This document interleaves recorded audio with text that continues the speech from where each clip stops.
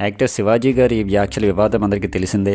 దాంట్లో ఆయన సామాన్లు అనే పదం ఎందుకు వాడాడు, అది ఎక్కడి నుంచి పట్టుకొచ్చాడు అనే విషయం మీకు క్లారిటీ ఇవ్వాలనుకుంటున్నాను. ఎందుకంటే ఎక్కువగా ఆయనతో ఏకీభవించే వాళ్ళు కూడా ఈ పదం వాడడం కరెక్ట్ కాదు అంటున్నారు. సో అసలు ఆ పదం ఆయనకి ఎక్కడి నుంచి వచ్చింది, నేను అది వినగానే నాకు ఒక ఫ్లాష్ అయిన విషయం చెప్తాను.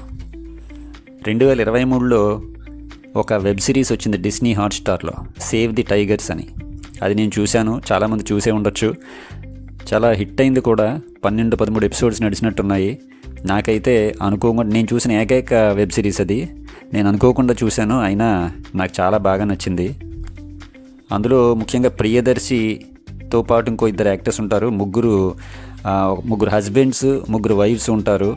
ఈ ముగ్గురు జంటల మధ్య జరిగే ఘర్షణ, గొడవలు, మళ్ళీ కలవటాలు, అలకలు, ఇవన్నిటి గురించి చాలా మంచి హ్యూమరస్ వేలో తీశారు.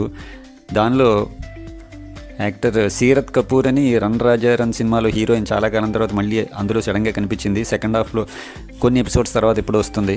దాంతోపాటు బిగ్ బాస్లో చేసిన రోహిణి అనే ఒక కమెడియన్ చాలా బాగా చేసింది. దాంట్లో పర్ఫెక్ట్గా ఫిట్ అయింది, రోల్ కనిపించింది. నేను బాగా ఎంజాయ్ చేశాను ఆ సిరీస్ చూస్తుంటే దాంట్లో కొన్ని చాలా కొత్త డైలాగ్స్, చాలా కొత్త రకం కామెడీ, ఓవర్ కాకుండా చాలా చిన్న చిన్న డైలాగ్స్తో కామెడీ బాగా జనరేట్ చేశారు డైరెక్టర్ ఎవరో కానీ.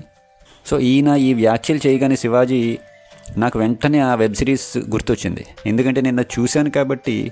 ఈయన ఈ సామాన్లు లాంటి పదాలు ఆయన నోట్లోంచి వచ్చినావు కదా, ఆయన బ్రెయిన్లో ఆయన క్రియేట్ చేసింది కాదు, ఇది ముందే ఉంది అని నాకు ఈ సిరీస్ చూడడం వల్ల తెలిసింది. ఆ సిరీస్లో ఒక చోట ప్రియదర్శి ఈ డైలాగ్ వాడతాడు, కొంచెం డిఫరెంట్గా వాడతాడు. ఒకసారి అతన్ని రోహిణి అని ఈ కామెడీ యాక్టర్ తను బైక్ నడుపుతానని చెప్పి అతని వెనకాల కూర్చోబెట్టుకుని ఎక్కడికో తీసుకెళ్తూ ఉంటుంది. ఆ స్టోరీలో ఒక పార్ట్ అది. దానిలో ఆమె చాలా స్పీడ్గా పోనిస్తుంటే ఆ గతుకుల్లో పడి ఈ ప్రియదర్శి చాలా ఇబ్బంది పడతాడు. అప్పుడు అతను అంటాడు అనమాట వెనకాల నుంచి, అక్క కొంచెం నెమ్మదిగా నడుపు, చాలా డెలికేట్ సామాన్లు వేసుకుని తిరుగుతూ ఉంటాం, అర్థం చేసుకో అంటాడు. సో నేను మా ఫ్రెండ్స్ అది చూస్తున్నప్పుడు చాలా బాగా ఎంజాయ్ చేసాం. ఆ డైలాగ్ అంత బాగా సూట్ అయింది. కాకపోతే మగవాళ్ళు కాబట్టి మగవాడి మీద వేసుకున్నారు కాబట్టి అక్కడ వివాదం అన్న ఐడియా కూడా ఏం లేదు, అందరూ ఎంజాయ్ చేశారు. సో నాకు ఇది గుర్తొచ్చింది. మీ అందరికీ డైలాగ్ వినగానే మీకు క్లారిటీ వచ్చేసి ఉంటుంది. ఎందుకంటే శివాజీ గారు వెబ్ సిరీస్లు చేశారు. మళ్ళీ రీఎంట్రీ ఇచ్చినప్పుడు ఆయన 90s కిడ్స్లో చేయడం ద్వారా వెబ్ సిరీస్లకు బాగా కనెక్ట్ అయ్యారు. సో ఆయన అన్ని వెబ్ సిరీస్లు చూస్తూ ఉంటారు, ఇది కూడా ఖచ్చితంగా చూసే ఉంటారు. ఎందుకంటే ఆయనకు బాగా పరిచయమైన వ్యక్తులు యాక్ట్ చేసిన వెబ్ సిరీస్ ఇది. దానిలో చాలా బాగుంది డైలాగ్, చాలా ఫేమస్ అయింది డైలాగు. సో ఇది ఆయన మైండ్లో ఉండి, మనం ఎవరైనా కూడా మైండ్లో బాగా ఉండిపోయిన వ్యాఖ్య ఏదో ఒక టైంలో మనం మాట్లాడుతున్నప్పుడు క్యాజువల్గా బయటకు వచ్చేస్తుంది. సో ఆయనకి చాలా క్యాజువల్గా బయటకు వచ్చింది అనేదే నా బాడీ లాంగ్వేజ్ బట్టి నేను అనుకున్నాను.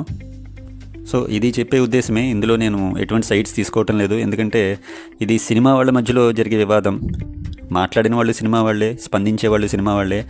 వీళ్ళకి జనరల్ పబ్లిక్తో ఎటువంటి సంబంధం ఉండదు. జనరల్ పబ్లిక్ అంతా ఎవరిది వాళ్ళు చాలా హుందాగానే ఉంటారు. సో సమాజం వేరు, సినిమా ప్రపంచం వేరు. అది సమాజంలో సాధారణ ప్రజలందరికీ తెలుసు. ఎవరికి చెప్పాల్సిన అవసరం లేదు. సినిమా వాళ్ళ మాటలకు ప్రభావితం అవ్వకుండా ఉంటే చాలు. సినిమాలో చూసి వదిలేస్తే ఏ గొడవ ఉండదు. ఇక నేను చెప్పిన సేవ్ ది టైగర్స్ అనే వెబ్ సిరీస్ చాలా బాగుంది, నాకైతే నచ్చింది. చూసేవాళ్ళు ఒకసారి చూడొచ్చు. జై హింద్.